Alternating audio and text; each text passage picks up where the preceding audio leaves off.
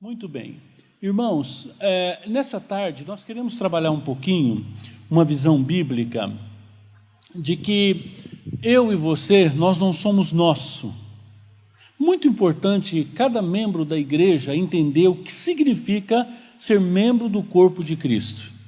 Por isso que o tema da nosso encontro hoje é autoconhecimento, mas não é um autoconhecimento como a psicologia propõe, não é um autoconhecimento, por exemplo, como um livro de autoajuda pode propor, uma ciência, alguma coisa assim. A nossa ideia é de que você se perceba no corpo de Cristo. Você entenda qual é a sua parte, qual é a sua função, qual é o seu dom, em qual ministério você vai servir.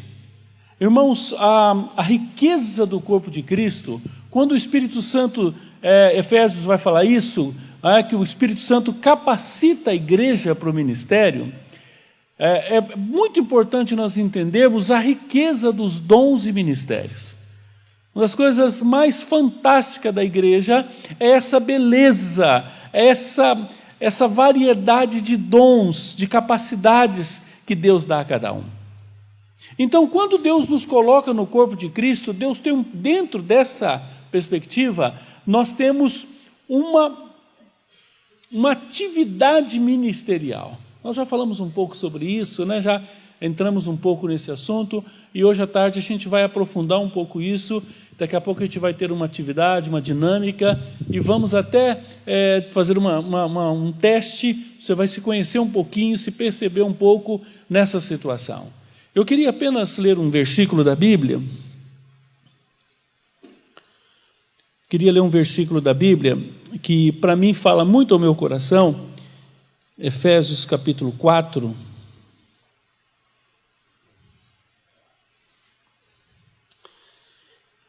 O início do versículo do capítulo 4, ele diz: rogo-vos, pois, eu preso no Senhor, que andeis como é digno da vocação a que foste chamado, com toda humildade e mansidão, com longanimidade, suportando uns aos outros, procurando guardar a unidade do Espírito pelo vínculo da paz. Há um só corpo e um só Espírito, como também fostes chamados em uma só esperança da vossa vocação. Um só Senhor, uma só fé, um só batismo, um só Deus e Pai de todos, o qual é sobre todos e por todos e em todos. Aí o versículo 7 vai dizer: mas a graça foi dada a cada um de nós, segundo a medida do dom de Cristo. Por isso diz: subiu alto, levou o cativo o cativeiro e deu dons aos homens. Ora, isto ele subiu, que não também antes tenha descido às partes mais baixas da terra? Aquele que desceu é também o mesmo que subiu acima de todos os céus, para cumprir todas as coisas. E ele mesmo deu uns para apóstolos, outros para profetas, outros para evangelistas, outros para pastores e doutores, ou pastor-mestre. E o verso 12 vai dizer: querendo o aperfeiçoamento dos santos, para a obra do ministério, para a edificação do corpo de Cristo, até que todos cheguemos à unidade da fé e um conhecimento do Filho de Deus, a homem perfeito, à medida da estatura completa de Cristo, para que não sejais mais como meninos inconstantes, levados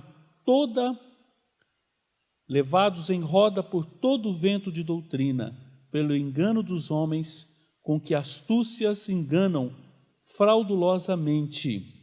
Antes, seguindo a verdade em amor, cresçamos em tudo naquele que é a cabeça, Cristo, do qual todo o corpo, bem ajustado e ligado pelo auxílio de todas as juntas, segundo a justa operação de cada parte, faz o aumento do corpo para a sua edificação em amor. Irmãos, esse texto vai ser a base da nossa primeira palestra, para nós compreendermos um pouco a sua identidade no corpo de Cristo. Quem é você no corpo de Cristo? Você estuda, por exemplo, uma visão muito rápida, muito rasteira, por exemplo, da história de Israel. Você percebe que logo que Deus tira o povo do Egito, e Deus tira aquele povo com mão forte, coloca, atravessa o deserto, e Moisés está à frente daquele povo, e aquele povo grande, aquela multidão, 3 milhões de pessoas, e Moisés conversando, e Moisés conversando com aquele povo, corrigindo, julgando, ensinando. E um dia o sogro dele ficou sentado vendo ele fazer aquilo. Vocês sabem o nome do sogro dele? Ninguém sabe? Jetro.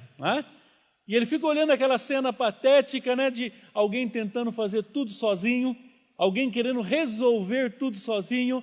Depois ele chama o seu genro e diz assim: vem cá, você vai se matar. Esse não é o padrão de Deus. Você precisa treinar pessoas, orar, escolher, treinar pessoas e colocar pessoas para trabalhar. Você precisa gerenciar, né, esse trabalho, mas você precisa fazer sucessor. Você precisa ter uma equipe de trabalho.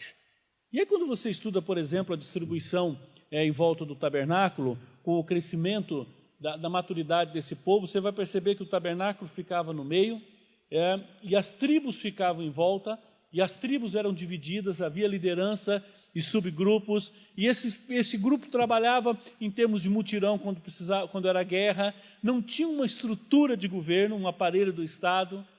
As atividades eram descentralizadas, tinham funções, os levitas não podiam ter terra, mas tinham o tabernáculo para trabalhar, para servir ao Senhor. E aí, quando você vê, depois que eles chegam na terra prometida, com o tempo, esse mesmo povo começa a olhar para os povos vizinhos e começa a admirar um aspecto que eles não tinham, que era a figura do rei. E quando você vai para a Bíblia, você vai ver que o povo começa a ansiar por rei. E o desejo daquele povo é que aquela estrutura que Deus tinha feito, descentralizada no sistema tribal, onde as pessoas, todos participavam, todos tinham essa atividade, agora há um anseio para ser igual ao mundo. Impressionante o coração, né? E aí Samuel começa a chorar, né, a sofrer, vai até Deus, diz: Deus, eles querem um rei, eles não querem mais que eu seja o líder espiritual deles. E Deus diz para eles assim: olha, Samuel, você está enganado, eles não estão rejeitando a você, eles estão rejeitando a mim. E aí Deus orienta e fala assim: Samuel, vai lá e fala com esse povo, diz: povo, é o seguinte, um rei, ele vai custar o que nós conhecemos hoje como aparelho do Estado. Nós estamos saturados disso, né? Não estamos? Olha a estrutura do governo brasileiro, o que é isso aí? E aí ele disse assim: olha, faz assim, diz para o povo não pegar rei, porque se eles escolherem um rei, se eles tiverem um rei, esse rei vai cobrar impostos, esse rei vai ter uma estrutura caríssima para vocês pagarem, esse rei vai precisar de padeiro, vai precisar, a sua filha mais bonita vai servir lá, o seu filho mais forte vai ter que ser soldado, ele vai ter que ter arma, ele não vai poder trabalhar na lavoura, ele vai ter que ser sustentado, isso vai ter um custo muito alto. E aí Samuel vai e fala tudo isso para o povo, mas mesmo assim o povo fala: eu quero um rei, eu quero um rei, nós queremos rei. E aí vem Saul e a história, né, dos reis, e os irmãos percebem que daí descentraliza tudo no rei, e eles ficam na mão do rei. O rei é bom, o povo vai bem, o rei é ruim, o povo vai mal, e fica nessa a dinâmica, né, da história de Israel, fica nesse sentido. Quando chega no Novo Testamento, irmãos, tanto Jesus como os apóstolos, eles têm um ministério descentralizado. Eles têm um ministério onde as pessoas são treinadas, onde as pessoas recebem treinamento. Paulo fala claramente isso em Timóteo, em Tito. Há uma orientação: olha, treina pessoas, o que de mim recebeste. E pensa bem, e Paulo recebeu de quem? De Barnabé. Paulo é treinado por Barnabé. E quem que treinou Barnabé? Jesus. E aí Paulo está dizendo: ó, Timóteo, eu treino você, aí você treina outros homens, esses homens treinam outros e que vão treinar outros. Infelizmente, irmãos, na história da igreja, estou fazendo uma viagem bem rápida com vocês aqui, quando chega no ano 300, a igreja cresce muito, E toda aquela estrutura de culto nos lares, de culto com formação, liderança plural, dons e ministérios, isso se perde. Isso se perde. E é nesse processo, quando vem o sistema papal, isso volta. E o modelo do sistema papal da Igreja Católica é o mesmo modelo monárquico. Um papa, um rei, centraliza tudo, e aí mais uma vez a história da Igreja, né, de Cristo, ela fica refém de ter um bom papa, e aí vocês, quem já leu um pouco da história da Igreja, sabe que rumo que isso toma até 1500. Aonde as pessoas passam a ser passivas na Igreja. Irmãos, isso foi tão grave, isso foi tão longe, que a missa, até algumas décadas atrás, pelo menos 40 anos atrás, há 4 décadas atrás, em muitos lugares no Brasil, a missa era rezada pelo padre de costa em latim. Agora, já imaginou que programão gostoso, gente? Você já imaginou que coisa participativa, atrativo, né? Vocês reclamam que às vezes não entendem uma mensagem, né? Não entendem uma música? O povo era totalmente passivo. Quando Lutero chega, quando Lutero começa a perceber aquela realidade triste, ele já está fazendo o seu mestrado, não tinha lido a Bíblia ainda, né, em teologia, e quando ele visita Roma, e ele vê a construção da basílica, e aquele dinheiro sendo arrecadado, e o povo ignorante, cego, a única coisa que o povo podia fazer é dar dinheiro. Só isso, mais nada. E aí, irmãos, nesse processo, nesse período, obrigado, irmão. Nesse período, Lutero vem com a reforma, e quem estudou um pouco mais detalhado a reforma, você vai perceber, se você estudar, que um dos postulados é o sacerdócio universal de todos os crentes. Uma das maiores heranças da reforma foi a Bíblia ter saído da mão dos papas, dos padres, e ir para o povo. Irmãos, isso foi tão forte, que em 1970 e algumas coisas, aqui na cidade do lado de Maringá, tem a Praça da Bíblia. Sabe por que, na cidade de Mandaguaçu, sabe por que ela chama Praça da Bíblia? Porque no final da década de 70, o padre mandou recolher todas as Bíblias da cidade, fez uma pilha e tacou fogo. E muitas cidades fizeram isso, muitas. Porque havia uma orientação, né, do Vaticano, de que a Bíblia era como uma dinamite, uma bomba que não podia ir na mão do povo. Quem tinha que estudar a Bíblia era só os padres. A gente chama esse processo, irmãos, na história da teologia, de o processo onde o clero ascende, né, e há uma divisão não bíblica entre clero e laicato. Né? Esse conceito que foi muito forte na década de 80 e 90 na Igreja Católica, e muitas igrejas evangélicas entraram nisso também. Irmãos, infelizmente, há muitas igrejas evangélicas que o modelo, a estrutura da igreja é o mesmo dos papas e o mesmo da monarquia. Não é? O pastor decide tudo, faz tudo sozinho, resolve, trabalha tudo, e os membros são apenas espectadores. Aliás, não são mais crentes, são clientes que precisam ser agradados. Aliás, hoje nós tivemos uma crise muito profunda nessa área, ao ponto de que para muitas igrejas o melhor crente, o crente nota 10 é aquele que vai só domingo à noite e oferta, só. Não faz mais nada, não pergunta mais nada, não participa de mais nada e está bom. Obviamente que isso é um conceito antibíblico e errado. Bom, aí a gente vai para um texto desse aqui. Quando nós olhamos esse modelo, você vai dizer, mas não é assim mesmo, não é o pastor que dirige a igreja? Nós precisamos entender, irmãos, o que é o dom de liderança, o ministério de liderança, o encargo de governo. Alguns irmãos Deus chama para tomar decisões, para liderar, tudo precisa ter uma liderança.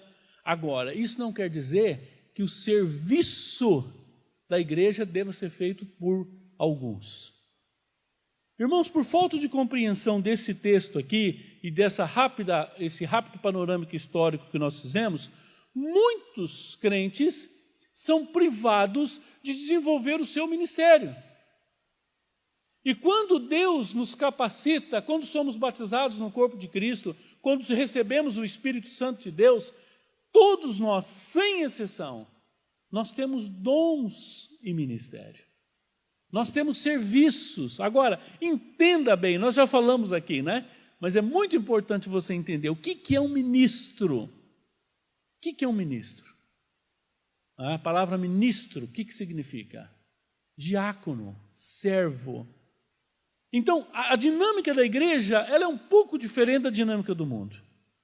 No mundo as pessoas entram como um faxineiro, vai caprichando, logo ele chega na gerência. Há pessoas que pensam que a igreja é assim também, né? Vou começar lá como membro, vou dando uma caprichadinha, orar um pouco mais, ajudar, evangelizo aqui, apoio o pastor ali, daqui a pouco eu estou dando até um aviso, cantando no louvor, daqui a pouco eu estou pregando, daqui a pouco eu sou pastor, daqui a pouco eu estou mandando nesse negócio. De como se fosse uma escada por produção. Irmãos, isso não é reino de Deus. No dia que você se converte, quando você é batizado com o Espírito Santo, quando você recebe a ação do Espírito, você é inserido, você é batizado no corpo de Cristo. E ao ser batizado no corpo de Cristo, você é capacitado com dons de ministério. Então, todos nós temos um chamado. A igreja, chamado na igreja não é para um. Ah, não, aquele irmão lá tem chamado. Irmãos, isso não tem na Bíblia. Não, aquele lá tem um chamado, aquele irmão tem um chamado. Todos nós temos um chamado. O teu chamado não é menor que o meu. Nem o meu é maior que o seu. A diferença são os lugares aonde Deus quer te usar.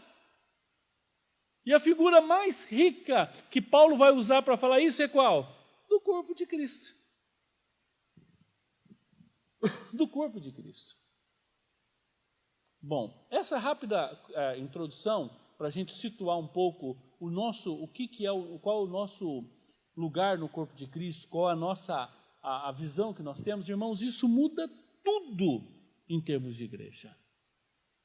Primeiro que aí a gente começa a ficar livre desses conceitos, por exemplo, de que igreja é lugar de assistir, e a gente começa a ficar como avaliador da igreja, olha, isso está bom, isso está ruim, porque quando nós falamos da igreja, nós não estamos falando de algo lá, nós estamos falando daqui. Sou eu, é você.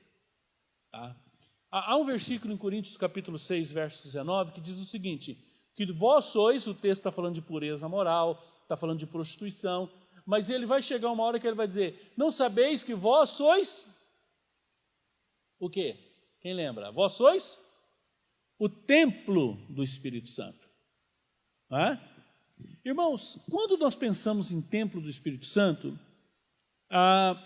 quando o Novo Testamento foi escrito e a perspectiva bíblica de templo do Espírito Santo, com o passar dos anos, e especialmente hoje, com o individualismo, com a visão hedonista que nós temos, com o isolamento, né? Cada um tem a sua vida, a gente chama desse processo de privatização, há uma torção ou uma distorção do conceito de templo do Espírito Santo.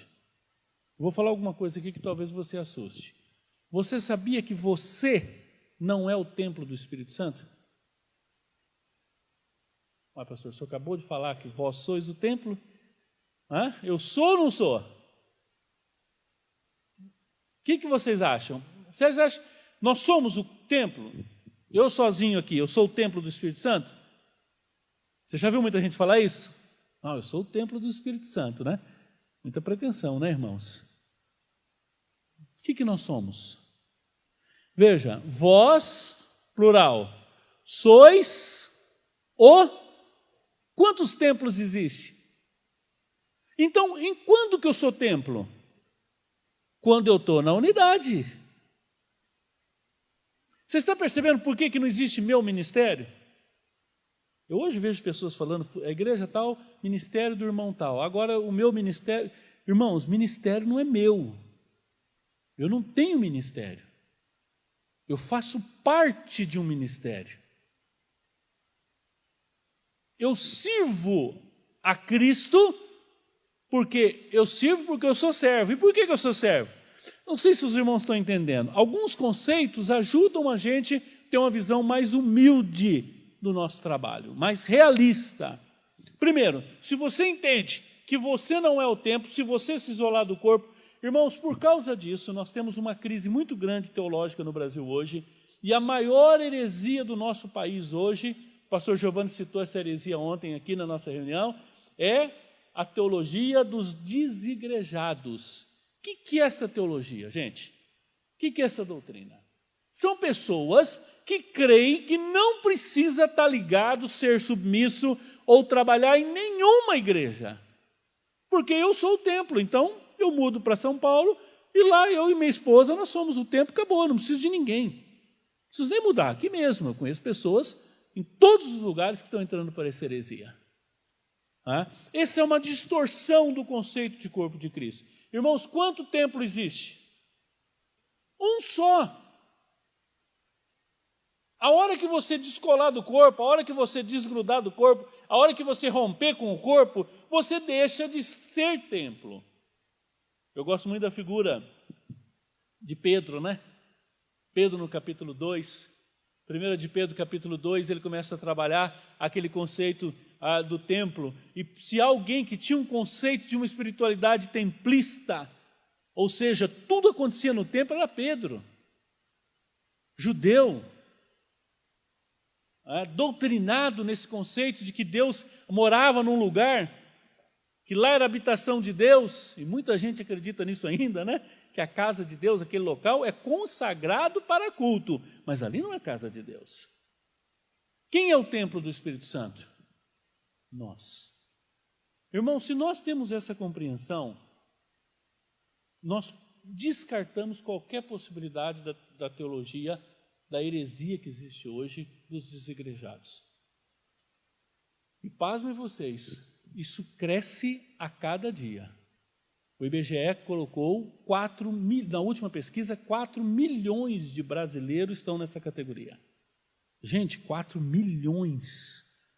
A Igreja Presbiteriana do Brasil, que é uma igreja grande, no Brasil, uma igreja média, tem 1.400.000 membros. No Brasil todo, os desigrejados têm quanto? 4 milhões. Pessoas que chegaram à conclusão, eu não preciso. Como o pastor disse ontem, muitos dos desigrejados, eles são fruto de decepções, de crise com o pastor, crise com liderança, crise com ele mesmo, crise de ver coisa errada, mau testemunho dentro da igreja. Eu sei que isso acontece. Mas isso, se você tem uma teologia correta, a hora que você tem uma decepção com o pastor, uma liderança, qual é o princípio de Deus? Restauração, perdão, conserto, confissão. Tem um caminho para isso. Agora, enquanto nós somos chamados por Deus, por isso que esse texto aqui de Efésios, ele é muito próprio para a nossa realidade aqui, você ter essa compreensão de que você faz parte de um corpo. Você faz parte de um corpo. Então você não é seu. Irmãos, muito importante nós entendermos o que significa ser um ministro do Evangelho. Nós somos ministros, todos nós. Nós somos servos do Senhor. Bom, se você é servo, você precisa entender que você foi comprado. Um escravo era comprado. A palavra servo é escravo. Eu sei que ninguém gosta disso, né? Imagina se eu me apresentar aqui, a Samanta falasse assim, olha, vamos chamar aqui um escravo. Escravo Paulo, por favor, vem aqui. Escravo Paulo, diga aqui, escravo Paulo, como é que foi? Você pode fazer tal coisa? Depende, eu tenho que falar com o meu Senhor. Então, esse conceito, irmãos, de que nós não somos nosso e de que não há nenhuma ação do Espírito Santo fora da igreja nos ministérios, você vai dizer, mas Deus não pode agir na natureza? Pode. Deus não pode usar um passarinho para converter alguém? Pode. Deus faz o que Ele quer. Mas a Bíblia diz que quando nós somos batizados no corpo de Cristo, a ação de Deus é através da igreja. Agora, entenda uma coisa, a Bíblia diz que o corpo de Cristo é a igreja. Cristo é o cabeça. É possível alguém estar em Cristo e não estar na igreja? Não. Não é possível. Porque se a figura do Novo Testamento, mais usada por Paulo, é de um corpo, e o corpo de Cristo é a igreja, então quando alguém diz, não, mas eu não preciso da igreja para ter Cristo, igreja é uma coisa, Cristo é outra. É isso, irmãos? Não. Isto é uma heresia. Esse dedo aqui, ele não é autônomo. Ele só faz parte desse corpo enquanto ele está grudado, enquanto ele recebe comando do cabeça. Esse meu pé aqui, ele está preso a esse corpo, está vinculado a esse corpo, e tudo que ele for fazer, ele deve submissão e prestação de conta à minha cabeça. Por melhor que ele possa ser, são as mãos que o lavam, são os olhos que o veem, é a boca que alimenta para chegar lá. Vocês estão percebendo como que Paulo não poderia usar uma figura mais rica do que o corpo de Cristo?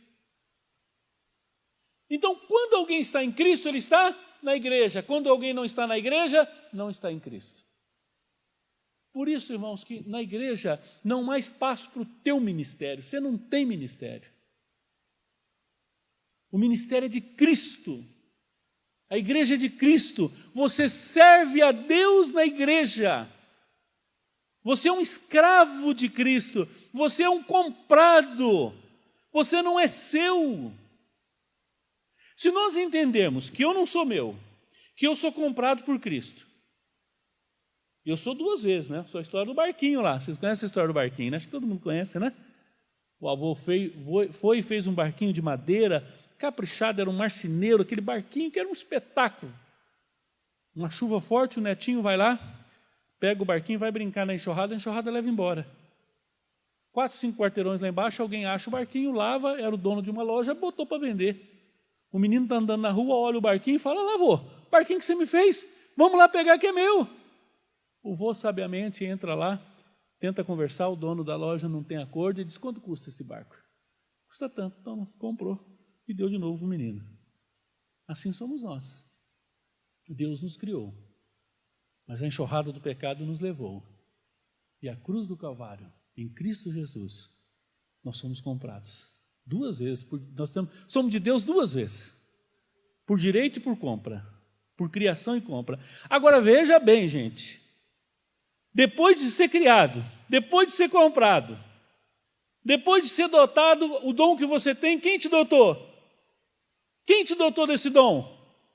Quem te criou e quem te comprou. Agora Deus te cria, Deus te compra, Deus te capacita, e você quer a glória do ministério para você?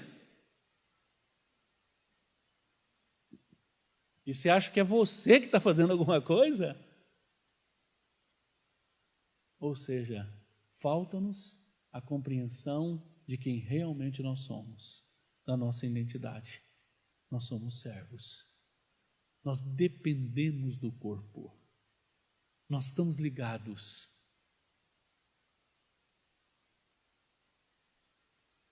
Irmão, a hora que você achar que é você que está fazendo alguma coisa na igreja, a hora que o orgulho começar a subir no teu coração ou no meu, nós somos candidatos a uma derrota profunda, a uma queda que só Deus para nos levantar. Vocês percebem que esse texto está dizendo que quando o corpo está ajustado, quando nós nos sujeitamos a Cristo, quando nós dependemos do Espírito, quando nós vivemos esse propósito do corpo, o serviço, o ministério é visando a glória de Deus, é visando a edificação do corpo, é feito o tratamento para cada um. Né? Você vai exercer aquilo que Deus te chamou para você fazer no corpo de Cristo. Agora, você percebe que tudo isso é feito na igreja. E quando eu falo igreja, eu não estou falando da Rotary lá, né? Aquele prédio lá, não. Que lá não é igreja. Você achar que aquilo ali é igreja, você está totalmente equivocado. Aquilo é um local de reunião consagrado a Deus. Esses dias eu estava na minha sala lá em Arapongas, já faz um tempinho, 1 ano e pouco. Aí um pastor conhecido nosso, amigo, chegou e trouxe um outro pastor que eu não conhecia. Era uma terça-feira, eu estava estudando, eu tenho a prática de estudar às manhãs, né? Aí ele chegou lá e falou, ô pastor, que bom, sabia que você ia estar aqui, aquela conversa toda. Aí ele disse, pastor, o senhor está muito ocupado aí, mas mostra a igreja para o pastor tal aqui. Eu falei, não vai dar, hoje não tem como mostrar a igreja para ele. Ele falou, rapaz, para o que você está fazendo aí, desce lá, vai lá, mostra a igreja para ele. Eu falei, não tem como. Porque a igreja está estudando, a igreja está trabalhando, a igreja está limpando casa, a igreja está em hospitais, a igreja está na rua, viajando. No domingo ele vê um pouco aqui, dá para ter uma ideia. Mas a igreja mesmo eu nunca vou conseguir mostrar para ele. Eu não sei se os irmãos estão entendendo.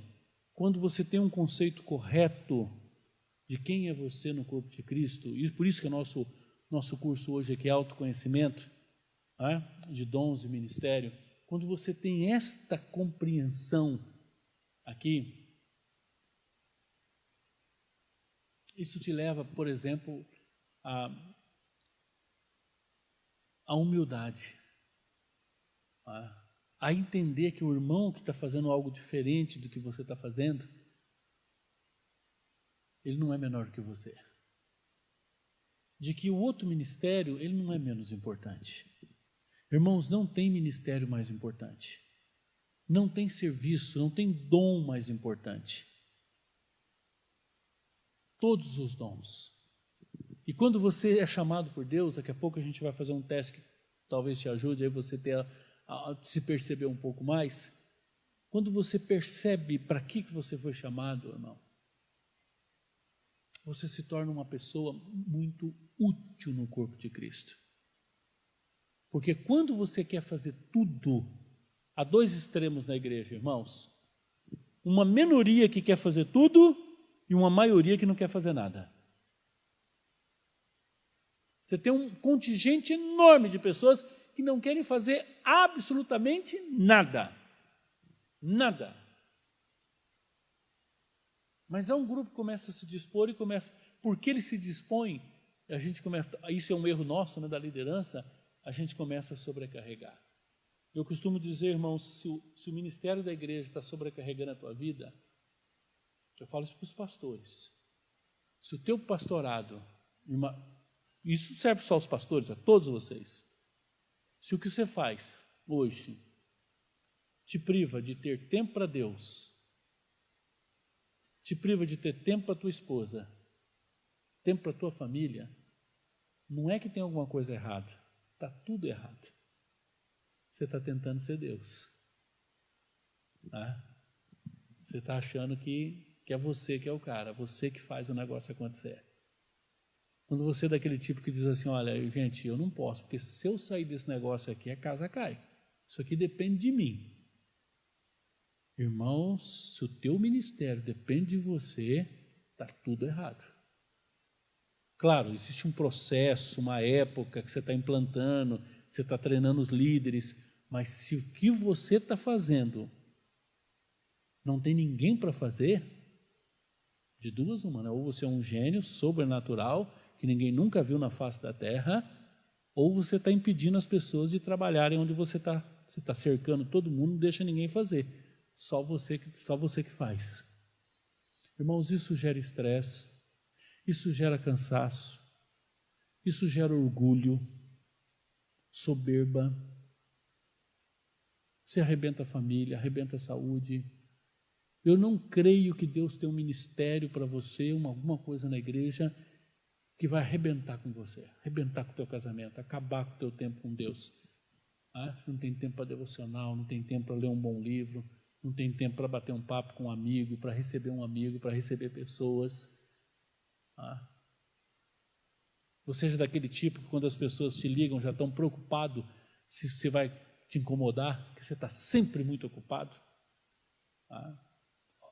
Todo mundo já sabe, que ativismo é fuga, fuga do espelho, fuga da realidade. Mas no ministério, irmãos, isso é muito sério. Porque quando você não deixa ninguém fazer aquilo que Deus te deu como dom para você fazer e ensinar outros, além de estragar a tua família, você inibe as pessoas, você rouba das pessoas o privilégio de crescer. Talvez você tenha entendido que é você que é o segredo. E aí você está fora do padrão de Deus. Por isso, irmãos, cabe a nós a disposição de dizer, Senhor, aonde o Senhor quer me usar?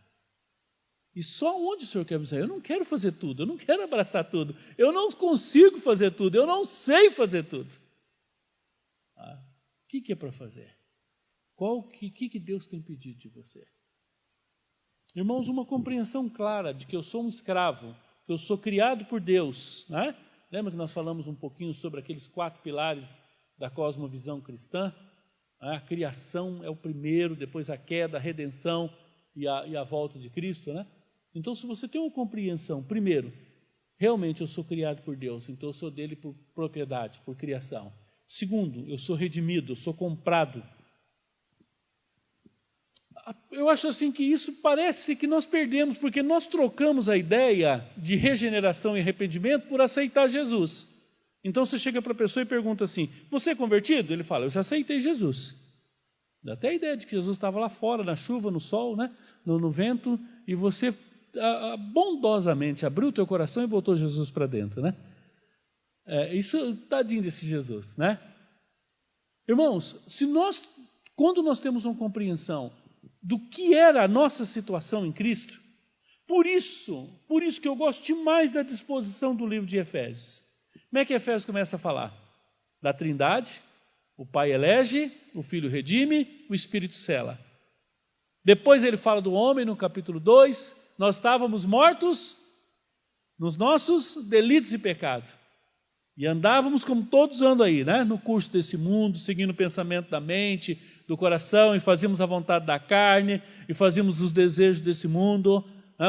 Seguindo nossos próprios pensamentos. Aí o versículo 4 do capítulo 2 tem ali uma conjunção adversativa, né? Mas Deus, sendo rico em misericórdia, por causa do seu grande amor, nos redimiu. Quando nós temos essa compreensão, irmãos, de que nós somos comprados, a dívida que nós tínhamos era impagável e Cristo pagou, eu sou totalmente dele agora. Há uma figura no Antigo Testamento que ajuda a gente a entender muito isso.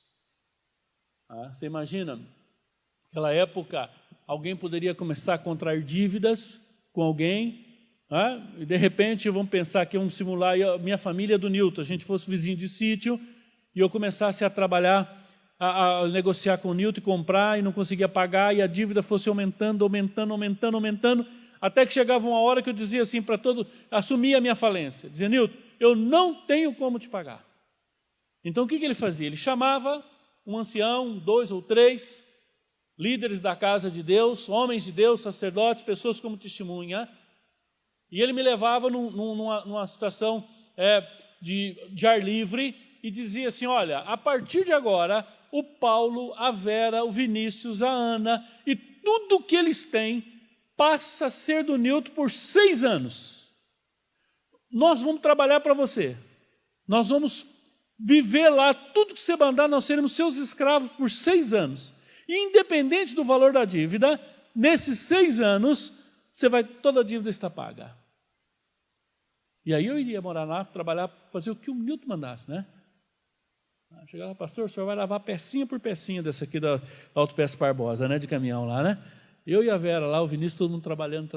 6 anos, chegava o dia da nossa libertação. E aí esses homens de Deus vinham publicamente e me declaravam livre. Agora o lindo aí, irmãos, é que há uma adenda aí que dizia o seguinte, mas se por acaso eu tivesse nesses 6 anos entendido que ele era um bom Senhor e de coração, de decisão, eu quisesse ser escravo dele para sempre, aí ele me levava na parede, colocava a minha orelha ali, furava a minha orelha na presença daqueles homens, novamente, e a partir daquele momento, eu, a Vera e o Vinícius, seríamos eternamente seus escravos.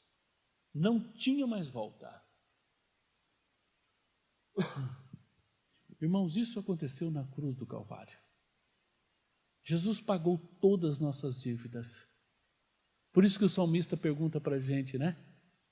Você já tem as suas orelhas furadas, né? Eu já tenho a minha orelha furada, diz o salmista. Tu furaste as minhas orelhas. Senhor, quando nós entendemos isso, ó Pai, de que nós somos teus filhos, mas por causa do pecado nós contraímos uma dívida impagável, o Senhor pagou a nossa dívida. Por isso, irmãos, que a igreja ela é uma comunidade de escravos, de servos. Eu sei que você não gosta muito da ideia de escravo, né? Na nossa época, irmãos, de autonomia, de independência, nossa época de liberdade, de tantos direitos, você falar que você não tem direito a nada, só de servir a Cristo, é loucura. Por isso que, para trabalhar na igreja, nós precisamos primeiramente assumir a nossa identidade de servo. E Jesus, um dia, eu acho que o povo estava começando a crescer o olho no poder, ele falou, olha, você quer saber o que é um escravo? Escravo é aquele que trabalha o dia inteiro, junto com você ou para você, chega em casa, coloca uma toalha, lava teus pés, vai para a cozinha, cozinha, vem, coloca a mesa, espera você comer, aí você vai dormir, aí ele vai lá, o que sobrou ele come e depois ele vai dormir. Isso é escravo. Isso é servo. Irmãos, há espaço para a glória? Para terminar essa primeira fase, irmãos, nós temos que entender isso. Se nós trabalhamos para Deus, se nós servimos a Deus, nós não estamos esperando reconhecimento, nós não estamos esperando aplauso, nós não estamos esperando recompensa. Irmãos, como essa verdade precisa ganhar o nosso coração. Como eu e você precisamos ter uma convicção plena de que eu sou um escravo de Cristo, eu sou um servo, eu sou um membro do corpo de Cristo. Eu não tenho essa autonomia que eu acho que eu tenho, de fazer o que eu quero na igreja. Eu faço aquilo que o meu Senhor me chamou e me capacitou. Amém? Curva a sua cabeça, vamos orar.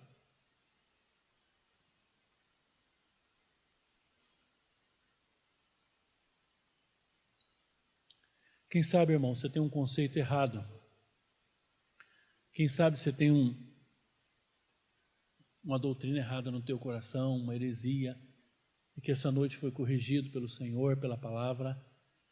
Quem sabe você tem vivido mais para você mesmo, você tem perdido essa visão bíblica de quem é você realmente.